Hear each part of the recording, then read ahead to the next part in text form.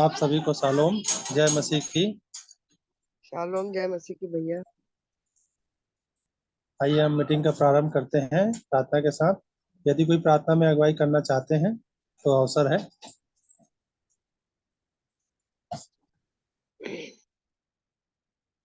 आइए हम प्रार्थना करें।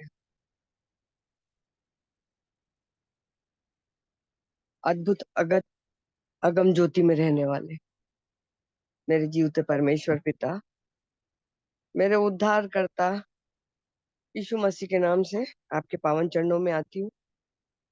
पवित्र आत्मा की सहायता सहभागिता के साथ एक बार फिर आपके चरणों में बैठने का हमें मौका मिला है। प्यारे खुदावन, हम धन्यवाद देते हैं प्यारे खुदावन इस पल के लिए। प्रभु जी, धन्यवाद देते हैं प्रभु जी। दिन भर आपने हमको संभाला इस मौसम में प्यारे प्रभु जी, जबकि सारा संसार प्रभु जी उस आग में जल रहा है प्यारे खुदावन यीशु मसीह, मगर आपने इन परिस्थितियों में भी हमें सहने की शक्ति दी प्यारे खुदावन, क्योंकि आपका वचन कहता है कि ऐसा कोई दुख भी नहीं है मेरे बच्चों के लिए जो सहने के बाहर हो। पिता परमेश्वर, धन्यवाद देते हैं प्यारे खुदावन, दिल की गहराइयों से धन्यवाद देते हैं। आंखों को आंसू बहाने से, पांव को ठोकर लगने से प्रभु जी, और इस मौसम में प्रभु जी हमें सहने लायक बनाया प्रभु जी। धन्यवाद, धन्यवाद मेरे जीवित परमेश्वर पिता, धन्यवाद। धन्यवाद देते हैं प्यारे प्रभु जी। आपके बच्चे जो आपके कदमों में आते हैं प्यारे प्रभु जी, उन्हें किसी भी भली वस्तु की कमी नहीं महसूस होती है प्यारे खुदावन यीशु मसीह। धन्यवाद, धन्यवाद देती हूँ मेरे अब्बा इस समय के लिए प्यारे प्रभु जी है। प्रभु जी, बीते समय आपने अब तक मेरे को संभाला प्यारे खुदावन यीशु मसीह। कल मेरा आखिरी दिन है प्रभु जी नौकरी का। कल मैं गवर्नमेंट की नौकरी से प्रभु जी आजाद हो जाऊंगी। धन्यवाद देती हूँ प्रभु जी, हर उतार चढ़ाव में, हर परिस्थिति में प्यारे खुदावन यीशु मसीह आप मेरे साथ चले फिरे बोले प्यारे प्रभु जी। हृदय की गहराइयों से धन्यवाद देती हूँ। कोविड महामारी में भी आपने मुझे बचाकर खड़ा किया प्रभु जी।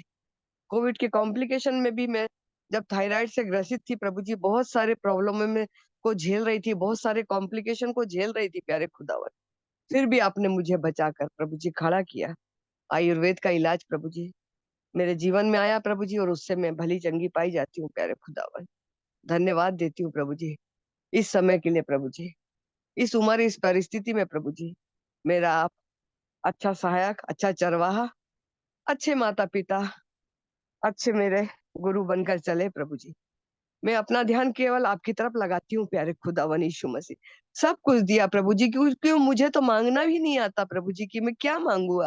आपने तो बगैर मांगे सब कुछ दिया प्यारे खुदावन, किसी चीज की कमी नहीं दी प्रभु जी। प्यारे खुदावन यीशु मसीह, विश्वासियों के इस झुंड में प्रभु जी मैं अपनी दिल की गुहार को करती हूँ प्यारे खुदावन, प्रार्थना करती हूँ प्यारे खुदावन आपसे बड़ी गंभीरता से प्रभु जी, बड़े विश्वास के साथ प्रभु जी।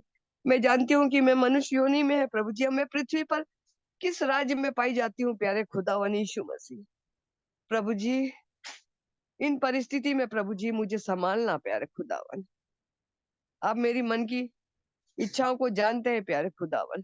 केवल केवल आपके चरणों में बैठने के लिए मेरी और कोई तमन्ना नहीं है प्रभु जी। केवल आपकी आवाज को सुनने के लिए विश्वासियों के झुंड में आपके द्वारा उन बातों को ग्रहण करने के लिए बस, केवल बस, कोई लालसा कोई अभिलाषा नहीं प्यारे खुदावन यीशु मसीह। केवल ये जीवन प्रभु जी आपको समर्पित होने पाए प्रभु जी। प्रभु जी, आपके चरणों में मैं हमेशा पाई जाऊं, और ये प्रार्थना विनती करती है, एक वर मैं प्रभु से मांगती हूँ प्यारे खुदावन यीशु मसीह। जब तक प्रभु जी मैं धरती पर रहूं प्यारे खुदावन, केवल आपकी महिमा और गुणानुवाद करने वाली बनूं प्रभु जी, केवल आपके वचनों को बोलने वाली बनूं प्रभु जी। मेरे मुंह से कैसी कोई ऐसी अशोभनीय बात नहीं होए प्रभु जी कि मेरे पिता परमेश्वर मेरे उद्धारकर्ता को लज्जित करने वाला बना। मेरे ओठों को प्रभु जी पवित्र अंगारों से प्रभु जी, पवित्र लहू से, पवित्र दूतों की निगरानी में प्रभु जी अपने कब्जे में रखना प्रभु, जीवन के अंतिम पड़ाव तक प्रभु जी मैं अनंत जीवन की लालसा करती हूँ प्रभु जी, और उस दौड़ में दौड़ रही हूँ प्रभु जी। प्रभु जी ईमानदारी से दौड़ने में मेरी सहायता मदद करना प्रभु जी, मेरी अगुवाई करना।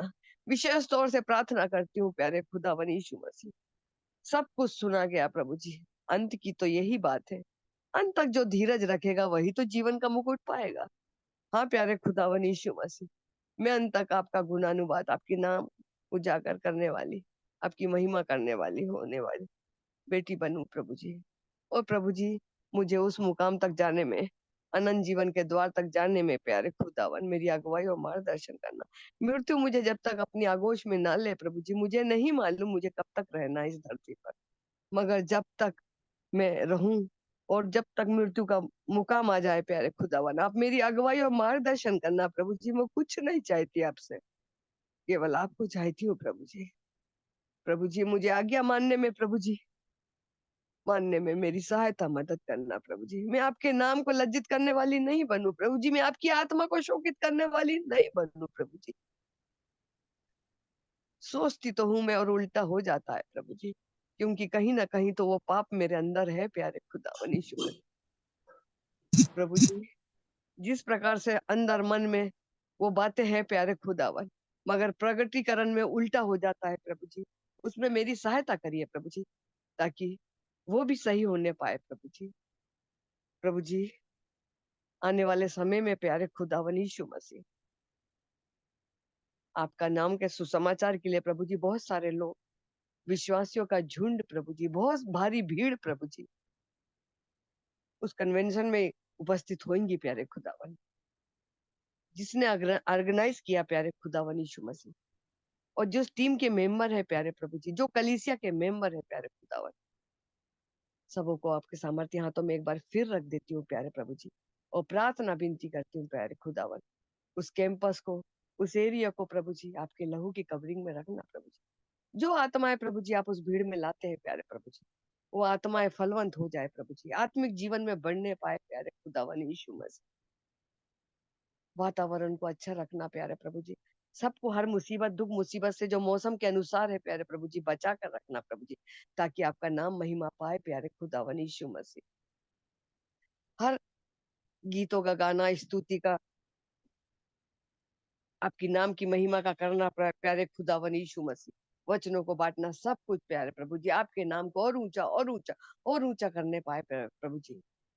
प्रभु जी ऐसी मैं प्रार्थना करती हूँ प्यारे खुदावन, अमन भाई के परिवार के लिए प्रभु जी, हेम अंकल के लिए प्यारे खुदावन, उनके चाचा भाई बहन, जिनके द्वारा प्रभु जी हम इस मीटिंग में शामिल होते हैं प्यारे खुदावन, वो भी छूछे और खाली नहीं रहे।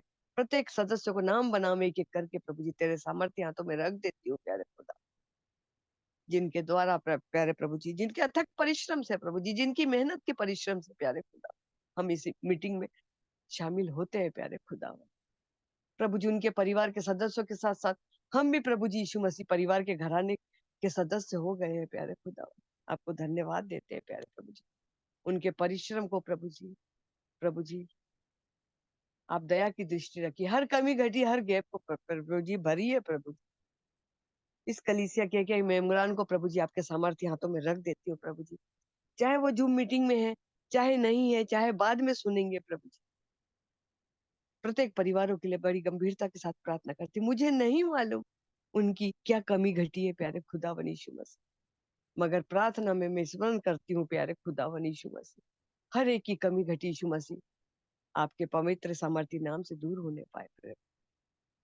कलीसिया के इस मीटिंग के जो भी स्तंभ है प्यारे खुदावन, एक एक को आपके सामर्थ्य हाथों में रख देती, चाहे वो पंकज भाई हो, चाहे वो आशीष भाई हो, चाहे वो शेखर भाई हो, चाहे वो बेला दी हो, चाहे वो ज्योति दीदी हो, चाहे ज्योत्सना हो,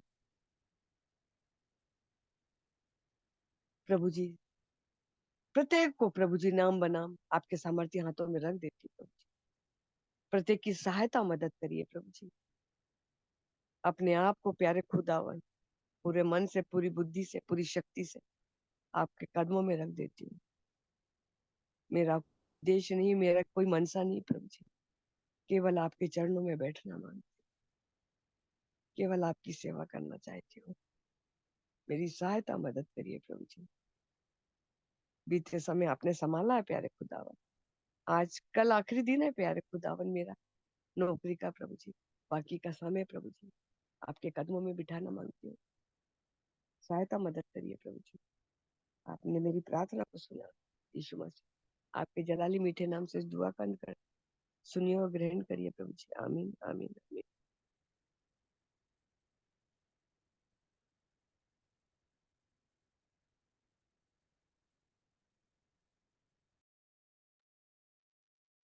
मैं प्रभु की महिमा में के लिए एक गीत गाना चाहती हूँ।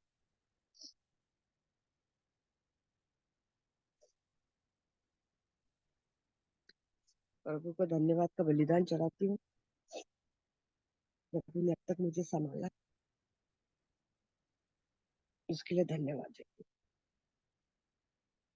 स्वर्गीय आशीष दे, स्वर्गीय आशीष दे, स्वर्ग को तू खोल हाथ अपना बड़ा, स्वर्ग को तू खोल हाथ अपना बड़ा, स्वर्गीय आशीष दे, स्वर्गीय आशीष दे, आत्मा की चंगाई दे, आत्मा की चंगाई दे, आत्मा पवित्र शुद्ध कर चरित, आत्मा पवित्र शुद्ध कर चरित, आत्मा की चंगाई दे, स्वर्गीय आशीष दे, स्वर्गीय आशीष दे, स्वर्ग को तू खोल हाथ अपना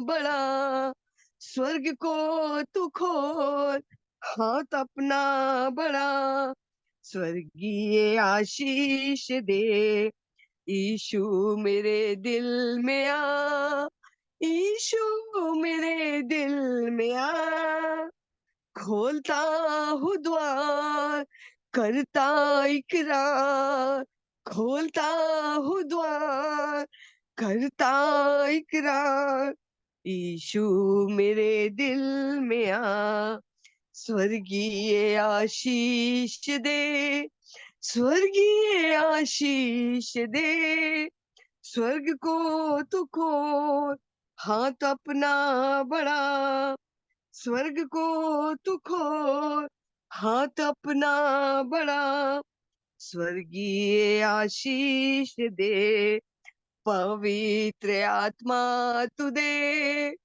पवित्र आत्मा तू दे, भर दे मुझे सामर्थ्य से, भर दे मुझे सामर्थ्य से, पवित्र आत्मा तू दे, स्वर्गीय आशीष दे, स्वर्गीय आशीष दे, स्वर्ग को तू खोल हाथ अपना बड़ा, स्वर्ग को तू खोल हाथ अपना बड़ा, स्वर्गीय आशीष दे, हमको ग्रहण कर प्रभु, हमको ग्रहण कर प्रभु, जैसे भी है हम है तेरे, जैसे भी है हम है तेरे, हमको ग्रहण कर प्रभु, हमको ग्रहण कर प्रभु, स्वर्गीय आशीष दे, स्वर्गीय आशीष दे, स्वर्ग को तू खोल हाथ अपना बड़ा, स्वर्ग को तू खोल हाथ अपना बड़ा, स्वर्गीय आशीष दे, स्वर्गीय आशीष दे। धन्यवाद आप सबको।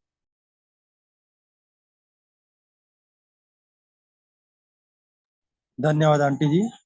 आगे आप सबों का अवसर है, यदि कोई प्रार्थना करना चाहते हैं या प्रभु की स्तुति के लिए, महिमा के लिए स्तुति गीत गाना चाहते हैं या अपना गवाही रखना चाहते हैं तो अवसर है।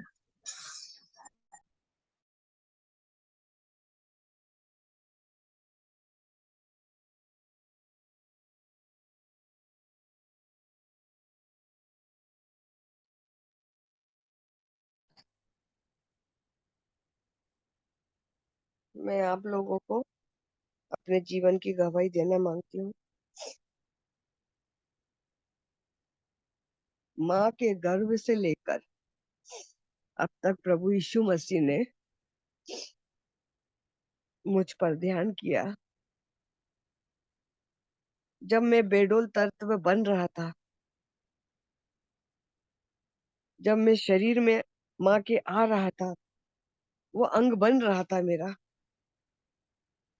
प्रभु ने मुझे बताया मेरा जन्म यूं ही नहीं हो गया है जीजो। मेरे पापा ने उस समय में ऑपरेशन करवा लिया था, वीटी, और वो ऑपरेशन फेल हो गया था उनका, और मैं मम्मी के पेट में आ चुकी थी। घर में लड़ाई झगड़े होने लगे थे। मम्मी को भी नहीं समझ में आया कि ये सब कैसा हो गया। जैसे जैसे मैं बढ़ती गई, मैं इन चीजों को सुना समझा माँ के द्वारा। आज 2001 से मैं जब प्रभु के समझने लगी, अद्भुत हाथों को देखा, और जब वो मुझे स्मरण आया कि जब मैं बीज मेरा बन रहा था, उस बीज को भी प्रभु ने अद्भुत योजना के तहत मेरे को इस दुनिया में लाया। हाँ जीजो, मैं खुदावा को धन्यवाद देती हूँ। प्यारे खुदावन यीशु मसीह, मनुष्य क्या है तेरे आगे।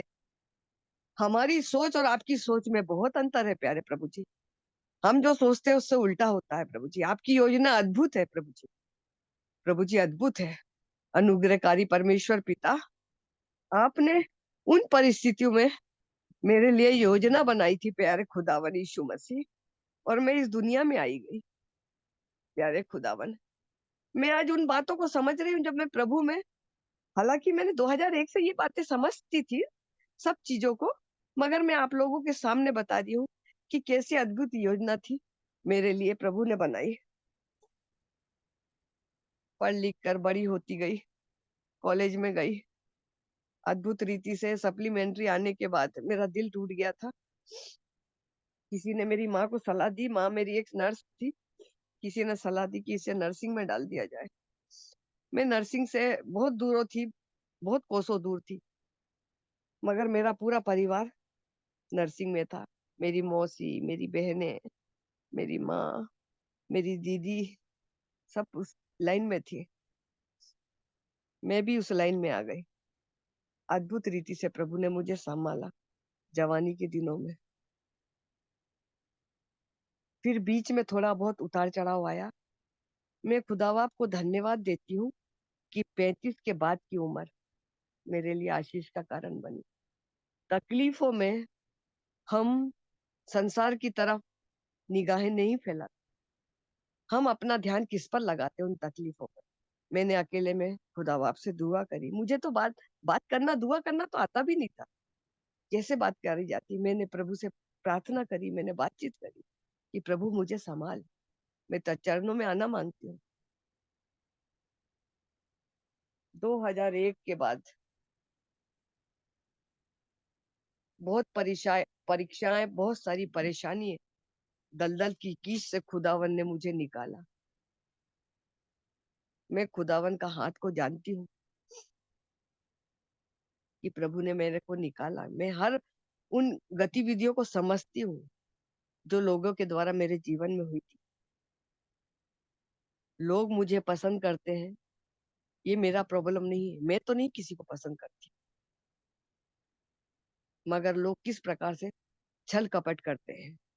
तांत्रिकों की नगरी उज्जैन, मैं उससे अछूती नहीं हूँ। मैं एक एक खट कर्म को जानती हूँ, एक एक खट कर्म में समझती हूँ कहाँ किसे प्रभु ने मुझे बचाया। आज तो मेरी हड्डियां भी नहीं बचती, गल जाती वो भी, मगर प्रभु ने आज भी मुझे जिंदा रखा है। हर एविल स्पिरिट का सामना करते हुए प्रभु ने अपना सामर्थ्य हाथ दिखाया। बार बार गलती करी, बार बार उठी, बार बार चलते रहा। ये प्रक्रिया काफी समय तक चलता रहा। मगर एक बात है अजीजों, कुछ भी करो अपने पिता के चरणों में आकर धारा की ना सारी बातें कह दो। एक वो पिता है जो जानता है कि मनुष्य की कमी घटी गतिविधियों को मनुष्य का गिरना और मनुष्य का उठना। प्रभु ने मुझे अपना हाथ दिखाया। कोविड में तो मैं मृत्यु शैया पर थी। कोविड में मैं बच नहीं सकती थी। एक हमारे यहाँ चर्च में एक पास्टर आए थे, उन्होंने, हम गए थे उनके सामने, तो उनने बोला आप दोनों पति पत्नी तो कैसे जिंदे हो? मैंने बोला मैं जानती हूँ मेरे पिता परमेश्वर ने मुझे बचाया और मेरे पति को बचाया। मैं इस बात को जानती हूँ कि आज जो कुछ भी हूं मैं मेरे पिता की दया और अनुग्रह की छाया में। फिर परिस्थिति मेरे जीवन में आई और बहुत सारे विश्वासी लोग, बहुत सारे पास्टर लोगों का मैंने सामना किया। मैं एक एक लोगों को जानती हूँ। 2001 से 23 साल तक मैं इन्हीं उधेड़ महीनों में पागलों के समान, जहां कोई आया जाना है, जहां कोई घर में हो रहा है, आत्मिक झुंडों में, मीटिंग में, बराबर हर परिस्थिति में मैं जाने की कोशिश करती हूँ। और अभी भी हमारे यहाँ है मीटिंग, आज कल परसों, और आज मैं यहाँ आप लोगों के बीच में बैठी हूँ। मैं हर चीज में बोलती प्रभु आपकी जहाँ इच्छा होगी वहां मुझे ले चलना। अगर मेरे लिए नहीं है वो भोजन आती तो मुझे वहां मत ले चलना। और मैं आप लोगों के बीच में हूँ। एक बहन हैदराबाद से आई है हमारे यहाँ, और मैं आप लोगों के बीच में बैठी हूँ। हो सकता मेरे लिए वो भोजन ना हो। प्रभु ये चाहता है कि मैं आप लोगों के बीच में अपनी उन बातों को बताऊं जो मेरे जीवन काल में गुजरी। बहुत उतार चढ़ाव से चलती हुई, परिवारों के ताने, समाज के ताने, लोगों के ताने। मैं एक पागल स्त्री हूँ, मुझसे दूर भगते हैं। मैं लोगों की गलतियां बताने लगती थी। वो विल स्पिरिट अंदर की सारी बातें बताने लगती थी मेरे को। मैं सब बातें बताने लगती थी उनके जीवन काल में। और ऐसा कोई मनुष्य पृथ्वी पर नहीं है जिसके जीवन काल में ऐसा कुछ नहीं घटा है जो अंधकार। मुझे सब दिखने लगता था और मैं सब बताने लगती थी। लोग मुझसे दूर भागते थे, एक एक जन। क्योंकि मेरे को अगर दिखता था तो मेरा मुंह बंद भी नहीं रहता था। चर्च में मैं लोगों से दूर रहती थी कि ऐसा ना हो कि मैं किसी को कुछ बोल दूं। प्रभु ने हर चीज से मुझे बचाया, वो स्पिरिट से मुझे बचाया। क्योंकि अगर खुदा के रूह अपने अंदर काम करती है तो जिस जैसा जीवन अपने, काफी गंदा जीवन अपने जीवन में रहता, वो भी अपने अंदर रहती है। उसको निकालना है, उससे दूर हटना है, उसके लिए प्रार्थना करना है कि प्रभु केवल तेरी आत्मा मेरे अंदर कब्जा करे, दुष्ट की तमाम युक्तियां मेरे जीवन से, मेरे मन से दूर होने पाए। प्रभु मैं आपका पवित्र आत्मा का मंदिर हूँ प्रभु जी। ये देह आपकी है प्रभु जी, आप इसमें विराजमान होइए, आप मेरे अंदर रहकर चलिए फिरिए और बोलिए प्रभु जी। केवल आपको चाहती हूँ प्रभु जी, मैं और किसी को नहीं चाहती।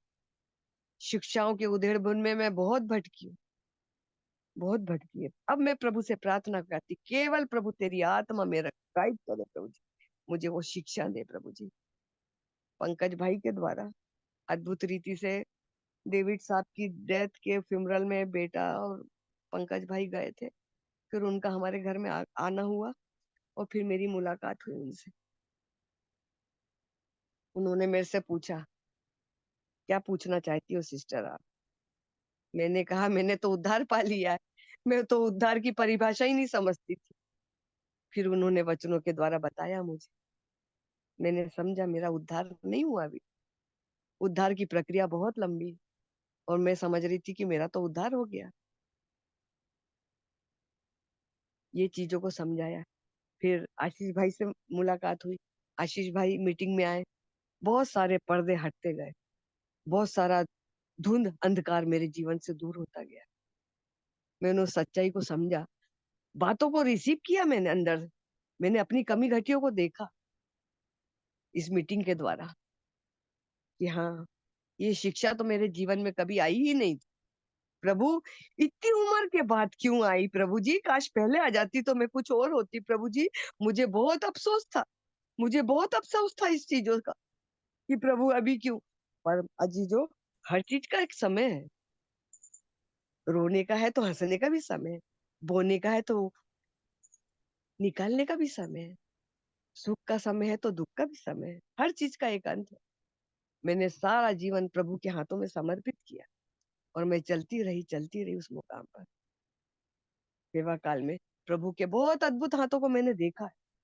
मेरा बोलना, भीड़ का लग जाना, जब मैं कुछ बोलती हूँ तो लोगों को अच्छा लगता है। वो सुनते हैं कि कुछ तो बात है। मैं जानती हूँ कि मेरे अंदर से नमक निकल रहा है, कि सामने वालों को अच्छा लगता है। धन्यवाद देती हूँ प्यारे खुदावन यीशु मसीह। अब यही चाहती हूँ मैं प्रभु जी, ऐसी शिक्षाओं से मैं लिपटी रहूं और किसी दूसरे धोखे से बची रहूं प्रभु जी, जो आपके नाम से प्रभु जी विश्वासियों को भटका देते हैं। खुद तो प्रवेश करा नहीं और प्रवेश करने वालों को भी रोक देते हैं। ऐसे सेवकों से, ऐसे प्रभु के दासों से मैं दूर रहूं। मैं सब समझती हूँ ये बातों को। धन्यवाद देती हूँ प्रभु इन बातों के लिए। मेरी गवाही के द्वारा प्रभु जी बहुत सारे लोग भी इस चीजों से बचे रहे। जिस प्रकार से मैं आज तक बची हूँ और पृथ्वी पर खड़ी हूँ प्रभु जी, शैतान मुझे गिरा नहीं पाया, क्योंकि आपका सामर्थ्य हाथ मेरे ऊपर है प्यारे खुदावन। धन्यवाद देती हूँ यीशु मसीह। धन्यवाद देती हूँ। जीवन के हर उतार चढ़ाव में, हर पड़ाव में आपने मुझे नहीं छोड़ा। मैंने छोड़ा था आपको बार बार, मगर आपने नहीं छोड़ा। आप विश्वास योग बने रहे मेरे लिए। पता नहीं आपको ऐसा क्या लगा मेरे जीवन। प्रभु जी, मैं इस विश्वास पात्र के मुकुट को पहनना मांगती हूँ प्रभु जी। मैं आपके नाम को लज्जित करना नहीं मांगती प्रभु जी। मैं आपके चरणों में बैठे रहना मांगती हूँ, बस यही पे प्रार्थना करती हूँ। धन्यवाद आप लोगों को, मेरी गवाही को सुना आपने।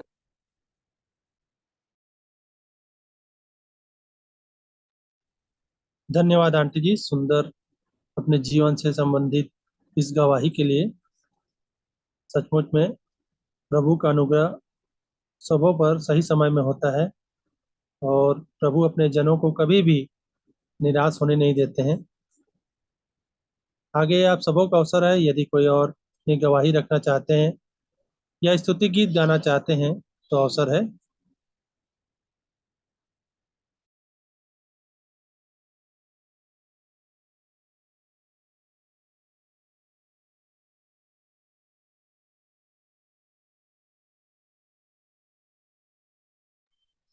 आप सबों को जय मसीह की।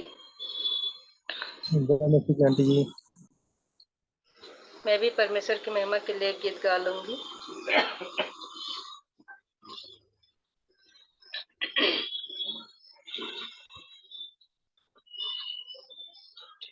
तेरे दिल के द्वार पर यीशु खटखटाता, खोलो तुम दरवाजा, वो है आना चाहता।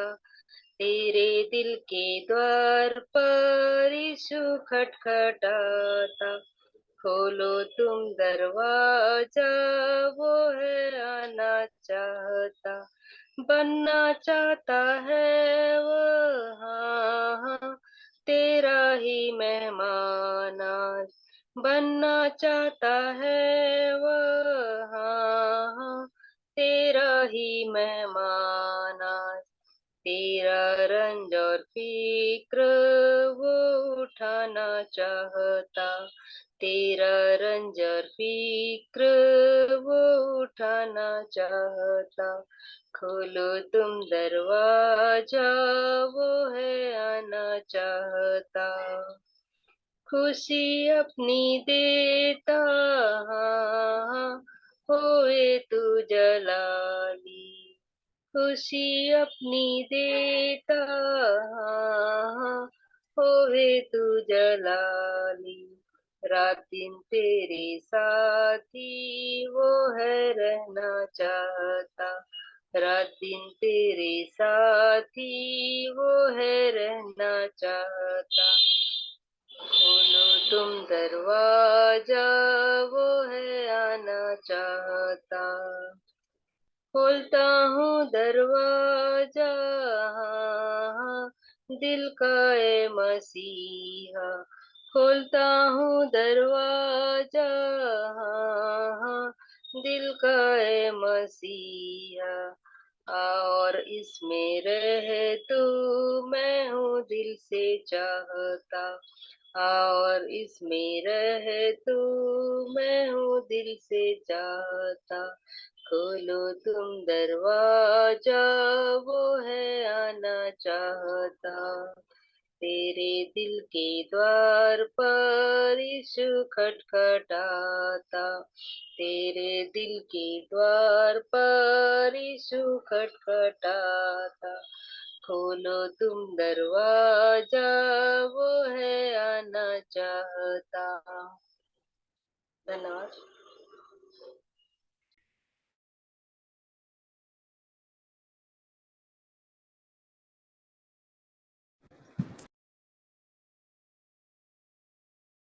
धन्यवाद सिस्टर। मैं भी प्रभु की महिमा में एक छोटा सा स्तुति गीत गा लेता हूँ। हे परमेश्वर मेरे राजा, मैं तुझको सराहूंगा और तेरे नाम को सदा सर्वदा धन्य कहता रहूंगा।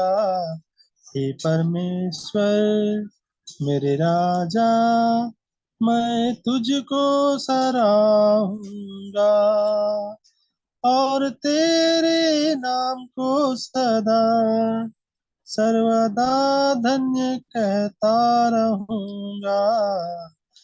प्रतिदिन मैं तुझको धन्य कहा करूंगा और तेरे नाम की स्तुति सदा सर्वदा करता रहूंगा। प्रतिदिन मैं तुझको धन्य कहा करूंगा और तेरे नाम की स्तुति सदा सर्वदा करता रहूंगा। यहोवा महान और अति स्तुति के योग्य है और उसकी बड़ाई अगम है। हे परमेश्वर मेरे राजा, मैं तुझको सराहूंगा और तेरे नाम को सदा सर्वदा धन्य कहता रहूंगा। हे परमेश्वर मेरे राजा, तेरे कामों की प्रशंसा और तेरे पराक्रम के कामों का वर्णन पीढ़ी पीढ़ी होता चला जाएगा। तेरे कामों की प्रशंसा और तेरे पराक्रम के कामों का वर्णन पीढ़ी पीढ़ी होता चला जाएगा। हे परमेश्वर मेरे राजा, मैं तुझको सराहूंगा और तेरे नाम को सदा सर्वदा धन्य कहता रहूंगा। धन्यवाद। आगे आप सबों को अवसर है, यदि कोई और स्तुति गीत या अपनी गवाही रखना चाहते हैं तो अवसर है। इसके बाद हम वचन के भाग में जाएंगे।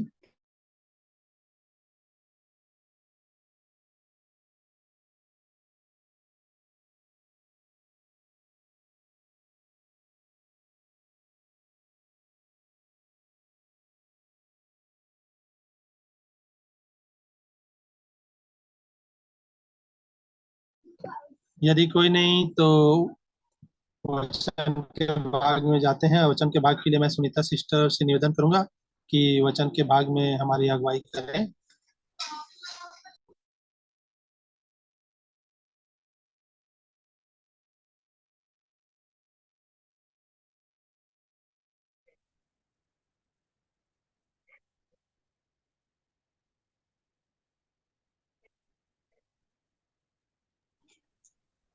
सुनीता सिस्टर।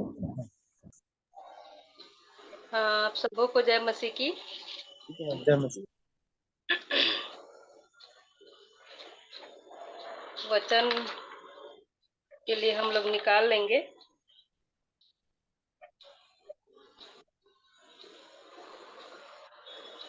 यूहन्ना 14 उसका 16 वचन। यूहन्ना 14 उसका 16।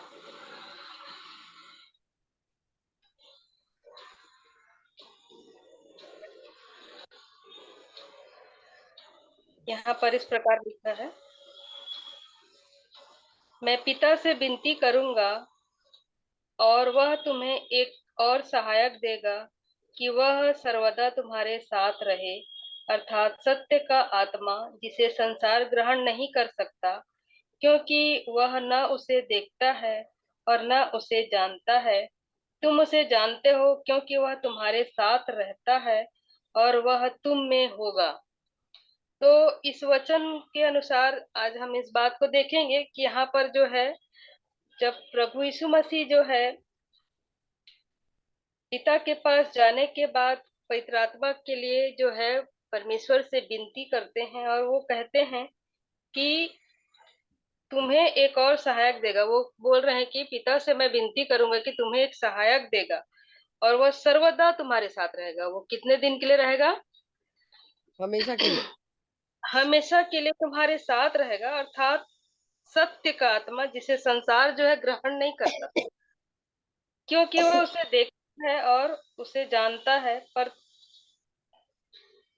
और न उसे जानता है। तुम उसे जानते हो क्योंकि वह तुम्हारे साथ रहता है। तो वो क्या रहता है? हमारे साथ रहता है। कब से हमारे साथ रहता है? जब हम प्रभु यीशु मसीह को ग्रहण कर लेते हैं।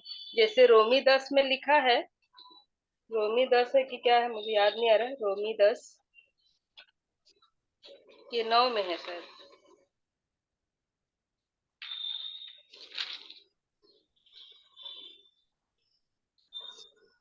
हाँ, रोमी 10 के 9 में लिखा है कि यदि तू अपने मुंह से यीशु को प्रभु जानकर अंगीकार करे और अपने मन से विश्वास करे कि परमेश्वर ने उसे मरे हुओं में से जिलाया, तो तू निश्चय उद्धार पाएगा। तो यहाँ पर देखिए, हम लोग क्या करते हैं? जब हम बपतिस्मा लेते हैं तो हम लोग क्या करते हैं? प्रभु यीशु मसीह को हम लोग क्या करते हैं? मुंह से हम लोग यीशु जानकर हम लोग अंगीकार करते हैं, है ना? यीशु जानकर अंगीकार करते हैं और मन से हम विश्वास करते हैं कि उसने क्या किया है, परमेश्वर ने उसे मरे हुओं में से जिलाया है और तू निश्चय उद्धार पाएगा। तो हम लोग क्या करते हैं? मुंह से अंगीकार और मन से विश्वास हम लोग करते हैं, क्योंकि धार्मिकता के लिए हमको क्या करना पड़ता है? मन से विश्वास किया जाता है और उद्धार के लिए मुंह से अंगीकार किया जाता है। तो यहाँ पर हम देखते हैं कि हम जब प्रभु यीशु मसीह को जब हम ग्रहण करते हैं, जब हम अंगीकार करते हैं, हम अपने जब पापों को मान लेते हैं, हम पूरी तरह से हम अंगीकार करते हैं और अपने पापों का पश्चाताप करके हम प्रभु यीशु मसीह को यीशु जानकर जब हम मुंह से अंगीकार करते हैं और मन से विश्वास जब हम कर लेते हैं, तो पवित्र आत्मा उसी समय हमारे जीवन में आता है। क्योंकि यहाँ पर जो है प्रभु यीशु मसीह क्या बोल रहे हैं कि मैं पिता से विनती करूंगा कि वो तुम्हें एक सहायक देगा और वो सर्वदा हमारे साथ रहे। मतलब जब से हम प्रभु यीशु मसीह को ग्रहण करते हैं, तब से वो क्या रहेगा? हमारे संग और साथ सर्वदा रहे, अर्थात सत्य के आत्मा, है ना? जो सत्य का आत्मा है वो सर्वदा हमारे साथ में रहना चाहिए करके प्रभु यीशु मसीह पिता से विनती करते हैं। तो पवित्र आत्मा जब हम हमारे अंदर जब आता है, तो यहाँ पर मत्ती 12 के 32 में क्या लिखा है? देखे तो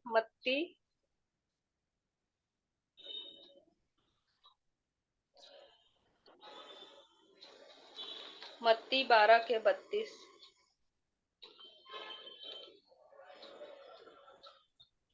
जो कोई मनुष्य के पुत्र के विरोध में कोई बात कहेगा, उसका यह अपराध क्षमा किया जाएगा, परंतु जो कोई पवित्र आत्मा के विरोध में कुछ कहेगा, उसका अपराध न तो इस लोक में और न परलोक में क्षमा किया जाएगा।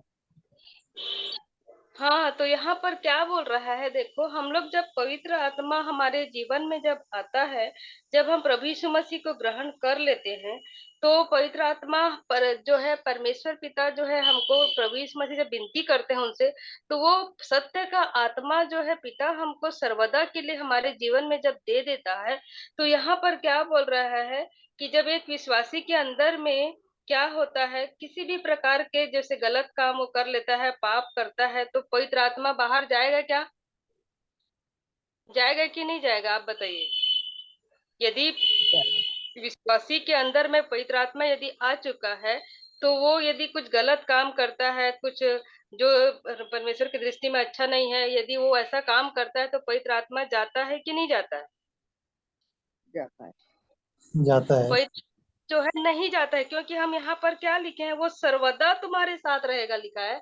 तो वो हम एक बार जब पवित्र आत्मा हमारे जीवन में हम जब पा चुके हैं, परमेश्वर ने हमको पवित्र आत्मा दे दिया है, वो सर्वदा हमारे साथ जब रहता है, तो हम चाहे कितनों भी गलत काम करें, वो हमारे अंदर से नहीं जाता है। लेकिन पवित्र आत्मा क्या करता है, वो अंदर ही अंदर क्या होता है, वो व्याकुल होता है, शोकित होता है। इसलिए क्या बोलता है वचन, क्या कहता है, इफिसी 4:30 में क्या लिखा है, देखिए तो।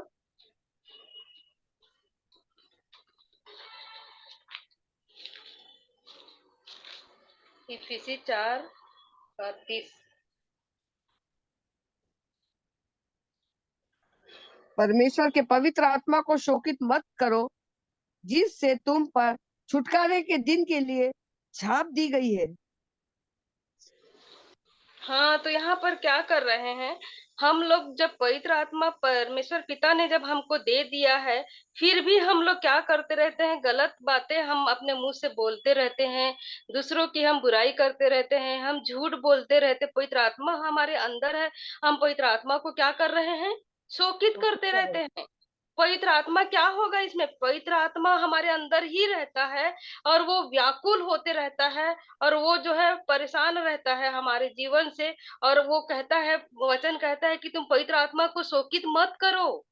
तो हमको क्या कर रहे हैं हम लोग, हमारे अंदर में पवित्र आत्मा, जब हम यीशु मसीह को ग्रहण कर लिए, तो परमेश्वर पिता ने जब हमको पवित्र आत्मा हमारे जीवन में जब दे दिया है, तो हमको क्या करना चाहिए, उसको शोकित नहीं करना चाहिए। तो मत्ती 12:32 में क्या पढ़े थे, मत्ती 12:32 को एक बार फिर से पढ़ेंगे।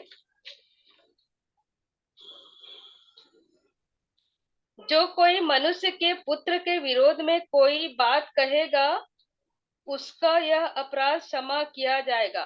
तो यहाँ पर क्या बोल रहा है कि जो कोई मनुष्य के पुत्र मतलब प्रभु यीशु मसीह के विरोध में यदि हम बात करेंगे, तो उसका जो अपराध क्या हो जाएगा, क्षमा हो सकता है। यदि हम प्रभु यीशु मसीह के बारे में कुछ कहते हैं, तो उसका अपराध क्षमा हो जाएगा। परंतु जो और यदि पिता के बारे में भी हम कहते हैं, तो उसका भी अपराध क्षमा होगा।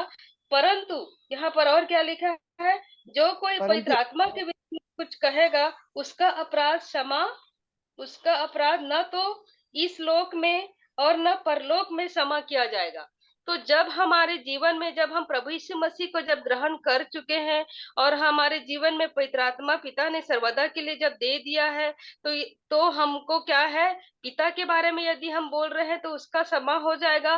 पुत्र के बारे में भी हम जब कह रहे हैं कुछ, तो भी उसका अपराध क्षमा होता है। लेकिन यदि हम पवित्र आत्मा के बारे में यदि हम कुछ कहते हैं, तो यहाँ पर क्या होगा, उसके विरोध में यदि हम कुछ बात करते हैं, तो वहां पर क्या हो रहा है, उसका कोई भी अपराध न तो इस लोक में और न अधलोक में क्षमा किया जाएगा। तो सोच लीजिए, यदि हम आज विश्वासी जन हैं, हम प्रतिदिन इस संगति में हम जुड़ते हैं, हम कई सारे वचनों को हम सुन रहे हैं, तो हमको ये समझ में अभी तक तो आ ही गया होगा कि पवित्र आत्मा को हमको क्या नहीं करना है, शोकित नहीं करना है। शोकित नहीं करना। यदि हम शोकित करते हैं, इसके विरोध में यदि हम बात करते हैं, तो उसके लिए कोई भी क्षमा नहीं है। नहीं है। इब्रानी 26 को देखिए तो क्या है,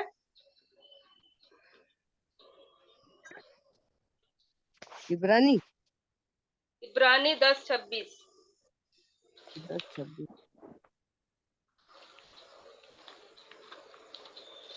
इब्रानी के 10:26 वचन। क्योंकि सच्चाई की पहचान प्राप्त करने के बाद यदि हम जानबूझकर पाप करते रहे, तो पापों के लिए फिर कोई बलिदान बाकी नहीं। हाँ, तो यहाँ पर साफ साफ लिखा है। यहाँ पर देखिए, हम लोगों को जब पवित्र आत्मा मिल चुका है, तो हम लोग क्या करना चाहिए, हमको पवित्र आत्मा को शोकित नहीं करना चाहिए। हमारे मुख से कोई गंदी बात नहीं बोलना चाहिए, कोई झूठ बात नहीं करना चाहिए, दूसरों की बुराई नहीं करना चाहिए, चुगली नहीं करना चाहिए। जो भी पवित्र आत्मा के विरोध में यदि हम कुछ काम करते हैं, तो उसके लिए कोई भी क्या नहीं है, बलिदान बाकी नहीं। हाँ, तो यहाँ पर क्या लिखा है, एक बार और पढ़ेंगे 10:26। क्योंकि सच्चाई की पहचान प्राप्त करने के बाद यदि हम जानबूझकर पाप करते रहे तो पापों के लिए फिर से कोई बलिदान बाकी नहीं। हाँ, तो यहाँ पर यदि हम लोग जानबूझकर कर रहे हैं, हम जानते हैं ना कि झूठ बोलना गलत है, चोरी करना गलत बात है, चुगली करना गलत बात है, जलन रखना गलत बात है, ये सब हमको पता है ना, फिर भी हम लोग यदि जानबूझकर कर रहे हैं, तो यहाँ पर क्या बोल रहे हैं, क्योंकि सच्चाई की पहचान प्राप्त करने के बाद यदि हम सच को जान चुके हैं कि ये गलत है, ये अच्छा बात नहीं है, यदि हम जान रहे हैं और जानबूझकर यदि हम पाप करते रहेंगे तो क्या होगा, तो पापों के लिए और कोई बलिदान बाकी नहीं है। नहीं है। एक बार प्रभु यीशु मसीह ने पापों के लिए बलिदान ले चुका है, तो अभी फिर से यदि हम गलती करते रहेंगे, गलती पे गलती करते रहेंगे, जानबूझकर हम लोग उस पाप में गिरते रहेंगे, तो उसके लिए और कोई बलिदान बाकी बाकी नहीं। नहीं है ना। तो हम लोगों को ये ध्यान रखना चाहिए कि सचमुच में यदि हम लोग क्या है, पवित्र आत्मा जो है परमेश्वर ने हमको सर्वदा के लिए जब दे दिया है, तो पवित्र आत्मा जब हमारे अंदर में है, तो वो क्या है, जब अभी जैसे आंटी बोल रही थी कि पवित्र आत्मा जो है क्या है, ये शरीर जो है हमारा पवित्र आत्मा का मंदिर है। परमेश्वर ने जब मनुष्यों को जब बनाया, सबसे पहले सृष्टि की जब रचना की, तो उसने क्या किया, आदम को अपने स्वरूप और समानता में बनाया बनाया ना। जब 2 के साथ में क्या लिखा है, उत्पत्ति 2 के साथ में देखो तो,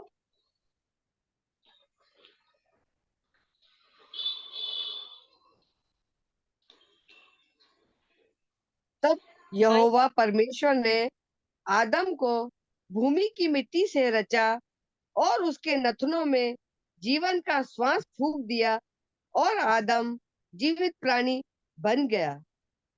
हाँ, तो यहाँ पर देखिए, यहोवा परमेश्वर ने आदम को भूमि की मिट्टी से रचा है ना, और उसके नथनों में जीवन का सांस फूंक दिया है ना, जीवन का सांस फूंक दिया, और वो क्या हो गया, जीवित प्राणी बन गया, जीवित प्राणी वहां पर बन गया। मतलब परमेश्वर ने उस सांस में क्या किया, वहां पर उस अंदर जाकर जो वो है क्या बन गया, उसका आत्मा बन गया है ना।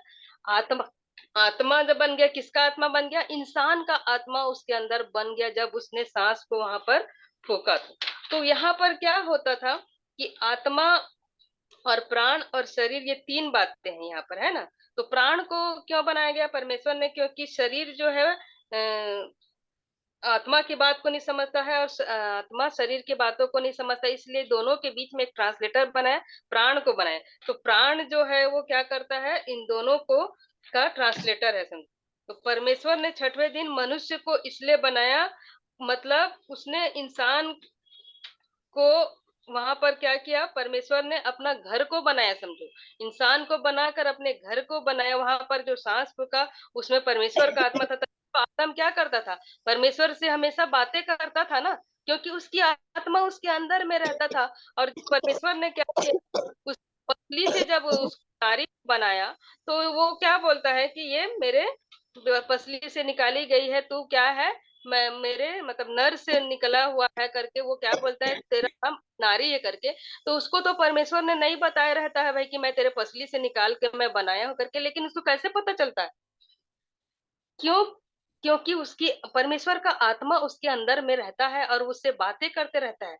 वो अंतरात्मा जो अंतर ज्ञान है उसके अंदर में रहता है, और वो परमेश्वर से हमेशा बातें करते रहता है। क्योंकि पहला थिस्सलुनीकियों 5:23 में क्या लिखा है देखो तो, पहला थिस्सलुनीकियों 5:23,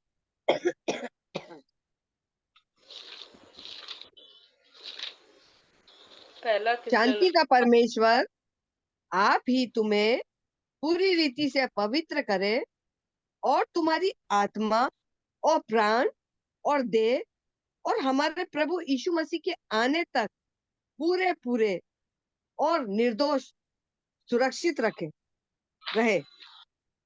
हाँ, तो यहाँ पर देखो, परमेश्वर ने हमको किससे बनाया, हमको जब बनाया है, तो वो क्या क्या है हमारे अंदर में, आत्मा, प्राण और देह, ये 3 चीजें हमारे अंदर में उसने दिया है। और ये पवित्र तक रहना है, जब तक यीशु मसीह का आगमन ना हो जाए तब तक हमको उसको क्या रखना है, पवित्र और शुद्ध रखना है, ऐसा बताया गया है ना। तो यहाँ पर देखिए परमेश्वर का जीवन जो है मनुष्य की आत्मा में तब बस गया है ना, और उससे बातें करते रहता था वो हमेशा। ठीक है, अभी प्राण जो है कहाँ पर है, हमारा प्राण कहाँ पर है? लय व्यवस्था 17 का 11 देखे तो, लय व्यवस्था 17 का 11, लय व्यवस्था 17 का 11।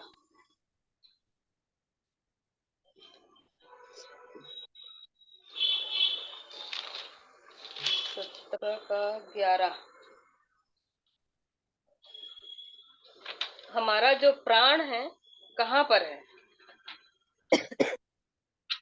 यहाँ पर लिखा है, क्योंकि शरीर का प्राण लहू में रहता है और उसको मैंने तुम लोगों को वेदी पर चढ़ाने के लिए दिया है कि तुम्हारे प्राणों के लिए प्रायश्चित किया जाए, क्योंकि प्राण के कारण लहू ही से प्रायश्चित होता है। तो हमारा प्राण जो है कहाँ पर है? हमारे लहू में है ना, यहाँ पर लिखा है ना, क्योंकि शरीर का प्राण किस में रहता है? लहू में ही रहता है, और उसको मैंने तुम लोगों को वेदी पर चढ़ाने के लिए दिया है कि तुम्हारे प्राणों के लिए प्रायश्चित किया जाए, क्योंकि प्राण के कारण लहू ही से प्रायश्चित होता है। और किससे प्रायश्चित होता है? प्राण से, लहू ही से क्या होता है? प्रायश्चित होता है। तो यहाँ पर देखिए इंसान के अंदर जो है परमेश्वर ने क्या किया है, जो है एक इच्छा, एक स्वेच्छा को उसने दिया है। कभी जो है क्या हुआ, जब हवा जो है उस फल को खाती रहती है, तो परमेश्वर को क्या मालूम नहीं रहता है कि उस फल को वो खाने वाली है करके? उसको पता रहता है ना, परमेश्वर ने जब बनाया है तो उसको पता कैसे नहीं रहेगा कि वो खाने वाली है करके? लेकिन उसको जाके परमेश्वर ने मना किया क्या, कि मैंने उस फल को खाने के लिए मना किया है तो तुम क्यों खा रही हो करके? तो नहीं बोले। क्यों नहीं बोले? क्योंकि परमेश्वर जो है मनुष्य के अंदर में एक स्वेच्छा को दिया है ना, एक स्वेच्छा दिया है कि वो क्या कर सकते हैं, अपने इच्छा से हम लोग कर सकते हैं। हम लोग अपने इच्छा से कहीं भी हम जा सकते हैं, हमको जो कुछ भी खाना रहता है हम अपनी इच्छा से खा सकते हैं, वो हम उठ सकते हैं, बैठ सकते हैं, टीवी देखना है, हम अपने, हमको ये स्वेच्छा दिया है। यहाँ पर कोई रोक टोक नहीं है। यदि किसी को अभी हम मरने का भी इच्छा होगा, मैं मरने जा रहा हूँ बोलेंगे, तो परमेश्वर वहां पर जाके रोकेगा क्या? नहीं रोकेगा। तेरे को मरना है मर, तेरे को क्या करना है कर, ये परमेश्वर जो है वहां पर जाके रोकने वाला नहीं है। क्योंकि परमेश्वर क्या किया है, मनुष्य को क्या किया है, एक फ्री विल दिया है हम सबको, कि हम क्या कर सकते हैं, उस इच्छा से कार्य कर सकते हैं। तो इस प्रकार से परमेश्वर जो है क्या करता है, हम लोगों के अंदर जो है, हमारे आत्मा में वो क्या करता है, बसा हुआ है। और यदि हम पाप करते रहते हैं, पाप करते रहते हैं, तो वो क्या होता है, अंदर ही अंदर व्याकुल होते रहता है। तो यहाँ पर देखिए हम लोग जो वचन हम लोग पढ़ रहे थे पवित्र आत्मा के बारे में, तो पवित्र आत्मा यदि हमारे अंदर आ चुका है ना, तो यहाँ पर देखिए आदम के समय में वो क्या हुआ था, आत्मा को उसने दिया, लेकिन आदम ने उनकी बातों को नहीं माना, और वहां पर क्या हो गया, फिर परमेश्वर का आत्मा उनसे दूर हो गया। मतलब वो उसके घर से, जो घर वो बनाया था वो बेघर हो गया, मतलब परमेश्वर का आत्मा वहां से निकल गया, मतलब वह उसके घर से बाहर हो गया। और तब से लेकर अभी तक प्रकाशित वाक्य तक जो है, प्रभु यीशु मसीह जो है हमारे दिल पर क्या कर रहे हैं, हमेशा वो खटखटा रहे हैं कि तुम द्वार खोलो, मुझे अपना घर को दो, मैं वहां पर बसना चाहता हूँ। ये हर एक दिन, हर एक से वो परमेश्वर जो है खटखटा रहे हैं, क्योंकि वहां पर से परमेश्वर का आत्मा जो है निकल चुका है। लेकिन यहाँ पर हम लोग जब पढ़े हैं कि जब प्रभु को हम लोग एक बार, मनुष्य के मन में जब पश्चाताप आता है, मन फिराता है, अपनी गलतियों को मान लेता है, तो वो क्या कर लेता है, प्रभु यीशु मसीह को फिर वो ग्रहण किया, अपने मुंह से अंगीकार किया, और मन से जब विश्वास किया, तो वहां पर फिर से वो पवित्र आत्मा हमारे अंदर क्या होता है, आता है। और जब आता है तो सर्वदा के लिए हमारे जीवन में वो उस चीज को वो देता है, पवित्र आत्मा को। और जब दे देता है, तो हम, जब पवित्र आत्मा हमारे अंदर है, तो हमारे जीवन से कोई भी गलती, कोई भी पाप और कोई भी यदि अपराध होता है, तो उसके लिए कोई भी अभी क्षमा नहीं है, यदि हम जानबूझकर करते हैं तो यहाँ पर देखिए हम लोग आगे वचन में देखेंगे, पवित्र आत्मा अंदर आने के बाद वो क्या काम करता है। पवित्र आत्मा यदि हमारे अंदर आ गया, तो क्या क्या काम करता है। तो यहाँ पर देखेंगे यूहन्ना 16 का 8 देखेंगे, यूहन्ना 16 उसका 8।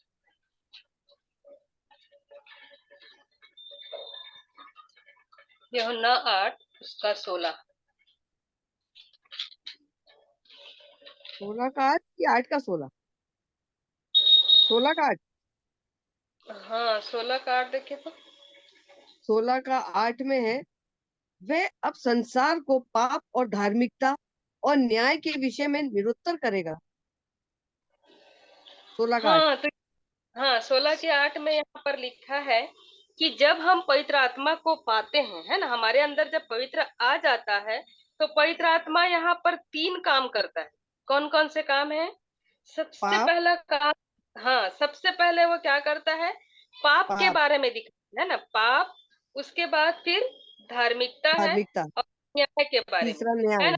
न्याय। हाँ, पाप के बारे में कैसे करता है? पवित्र आत्मा जब आता है तब वह पाप के विषय में हमको बताएगा, पाप के बारे में बताता है ना कि ये पाप है करके हमको आगाह करता है। भाई झूठ बोलना पाप है, चोरी करना पाप है, चुगली करना पाप है, विचार करना पाप है, दूसरों की निंदा करना पाप है। ये पवित्र आत्मा हमको बताता है कि ये पाप है, ये पाप नहीं करना चाहिए करके। ये हमेशा वो चुप रहेगा क्या? चुप नहीं रहता है, रहता है क्या? यदि हमारे नहीं जीवन रहता। में हम उसको अंगीकार कर चुके हैं, पवित्र आत्मा हमारे जीवन में परमेश्वर पिता ने क्या किया है, सर्वदा के लिए जब दे दिया है, तो वो चुप नहीं रहता है, वो हमको पाप के बारे में हमेशा बताता है ना। फिर पाप, यदि पाप के बारे में बताया है तो यहाँ पर फिर क्या है कि धार्मिकता के बारे में फिर ये करता है ना। यूहन्ना 1, पहला यूहन्ना 1 का 7 देखिए, धार्मिकता के बारे में भी वो बताता है। पहला यूहन्ना 1 का 7। पर यदि जैसा वे ज्योति में है, वैसे ही हम भी ज्योति में चले, तो एक दूसरे से सहभागिता रखते हैं, और उसके पुत्र यीशु मसीह का लहू हमें सब पापों से शुद्ध करता है। हाँ तो यहाँ पर देखिए, पवित्र आत्मा हमको क्या कर रहा है? पाप के बारे में भी बता रहा है कि ये पाप है, वो चुप नहीं रहेगा। लेकिन धार्मिकता के बारे में भी यहाँ पर बता रहा है कि यहाँ पर क्या बोल रहा है कि पर यदि जैसा वह ज्योति में है वैसे ही हम भी ज्योति में चलें, तो एक दूसरे से सहभागिता रखते हैं, और उसके पुत्र यीशु मसीह के लहू हमें सब पापों से शुद्ध करता है। यदि हम पाप कर भी लिए है ना, हम पाप कर लिए, हम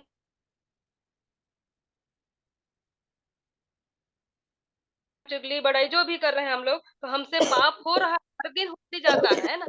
पाप हो रहा है तो वो क्या बता रहा है पवित्र आत्मा? वो धार्मिकता के बारे में भी बता रहा है कि कोई बात नहीं, गलती हो गया तो यहाँ पर यीशु का लहू तुमको क्या कर सकता है? सब पापों सारे से पापों से शुद्ध कर सकता है। शुद्ध करता है। ये धार्मिकता के बारे में भी बता रहा है ना। अभी मतलब आशा है एक, है ना, हम पाप कर लिए हैं तो हम लोगों को क्या है, यदि हम पश्चाताप करेंगे, मन फिराएंगे, तो हमको क्या होगा? यीशु के लहू से हमको हर पापों शुद्ध से हो हम जाए। शुद्ध हो सकते हैं। ये एक आशा, क्योंकि हमारा परमेश्वर क्या है? आशा का दाता है ना। हम आशा जी, के बारे में भी पढ़े हैं। तो पवित्र आत्मा जो है हमको धार्मिकता के बारे में भी बताता है। उसके बाद फिर तीसरा क्या है कि वो न्याय के बारे में भी निरुत्तर करेगा, लिखा है ना। जी। हाँ, तो न्याय के विषय में भी निरुत्तर करेगा, मतलब यहाँ पर क्या आएगा? न्याय के बारे में कैसे निरुत्तर करेगा? अगर हम लोग क्या कर रहे हैं, अभी पश्चाताप कर ले, फिर कर लिए, अगर हम लोग वापस फिर से हम लोग कर ही रहे हैं उसी काम को, जो गलत काम है, जो नहीं करना चाहिए, उसको हम लोग कर ही रहे हैं, तो वहां पर क्या बोलता है फिर? मैं तुझे नहीं पहचानता। कहाँ पर लिखा है ये? मत्ती,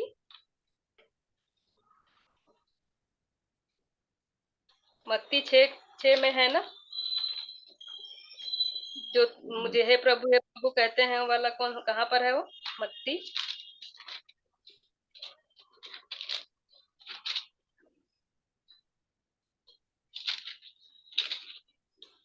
मत्ती 6:21 में जैसे लिखा है कि जो मुझसे हे प्रभु कहता है, उसमें से हर एक स्वर्ग के राज्य में प्रवेश न करेगा, परंतु वही जो स्वर्गीय पिता की इच्छा पर चलता है। उस दिन बहुत से लोग मुझसे, है ना, बहुत से लोग मुझसे कहेंगे, हे प्रभु क्या हमने तेरे नाम से भविष्यवाणी नहीं की, हमने तेरे नाम से दुष्ट आत्माओं को नहीं निकाला, और तेरे नाम से बहुत से आश्चर्य कर्म नहीं किए, है ना। ठीक है, यहाँ पर क्या हो रहा है, भविष्यवाणी करने का वरदान मिला है, दुष्ट आत्माओं को निकालने का वरदान मिला है, चंगाई करने का वरदान मिला है। वो सब बोल रहे हैं कि हमने तो सब कुछ किए हैं। लेकिन यहाँ पर 23 पद में क्या बोल रहा है, 23 पद में क्या लिखा है, तब मैं उनसे खुलकर कह दूंगा, मैं तुमको कभी नहीं जाना। क्यों? क्योंकि परमेश्वर जो है, देखो, पवित्र आत्मा जब देता है वो सर्वदा के लिए देता है, वरदान भी वो देता है तो वो क्या करता है, वो एक बार दे देता है तो वापस नहीं जाता। यदि हम किसी भिखारी को, हम लोग जो है, भीख मांगता है तो हम देते हैं, तो क्या उससे वापस जाके लेते हैं क्या? हम लोग उससे वापस वापस तो नहीं नहीं लेते। लेते हैं। तो परमेश्वर भी जब हम लोगों को एक बार पवित्र आत्मा दे देता है तो वो हमारे जीवन से नहीं निकलता है।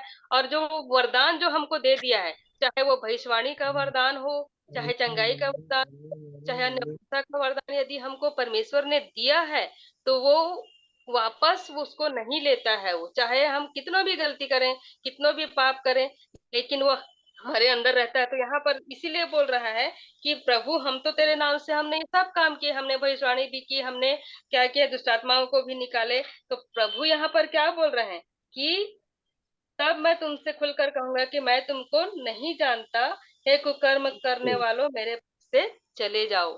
तो यहाँ पर देखिए, न्याय के बारे में वो क्या बोलता है कि मैं तुझे नहीं पहचानता, I don't know who you are. परमेश्वर ऐसा बोल देगा। यदि हम क्या करेंगे, जानबूझकर पाप करते रहेंगे तो परमेश्वर भी पहचानने से हमको क्या कर देगा, इनकार कर देगा। तो पवित्र आत्मा जो है इन तीन चीजों के बारे में क्यों बताता है, क्यों बताता है ना। पाप के बारे में भी बताया ना कि अरे ये पाप है करके वो बताता है, धार्मिकता के बारे में भी बताया, और न्याय के बारे में भी बताता। तो इन तीन चीजों के बारे में पवित्र आत्मा जो है क्यों बताता है। यूहन्ना 16 का 9 देखेंगे, यूहन्ना जी 16 का 9। 16 का नहीं।